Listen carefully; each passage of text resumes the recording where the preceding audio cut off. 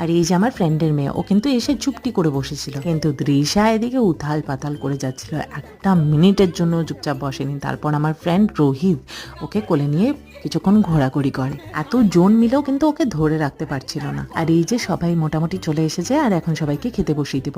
বৌমনি আমাকে এদিকে সার্ভিং করতে হেল্প করছিল। আমি জানি না বাচ্চাদের কি হয়, মায়েরা খেতে বসলে কিন্তু ওরা আরো বেশি কান্নাকাটি করে। আর এদিকে দৃশা আমার কোলে আসার বায়না ধরেছিল, আর ওদিকে আমার ফ্রেন্ডের মেয়েটাও কান্নাকাটি আরম্ভ করে দিয়েছিল। সবাই এসেছিল শুধু পূজা বাদে। পূজার শরীরটা একটু খারাপ হয়ে গিয়েছিল, তাই আর ও আজ আসতে পারেনি। আর এই দেখো কিছুতেই থামছিল না, তাই বেচারিকে খাওয়া ছেড়েই উঠে আসতে হলো। আর এদিকে আমাদের ছোট্ট সোনার জন্য একটা গোলাপ জামুন দিয়ে দিয়েছিলাম, ওটা খুব সুন্দর রেলিশ করে খায়। ওর দেখা দেখি দৃশাও কিন্তু খেতে চাইছিল, তারপর ওকে আমি একটা স্পুন দিয়েছিলাম।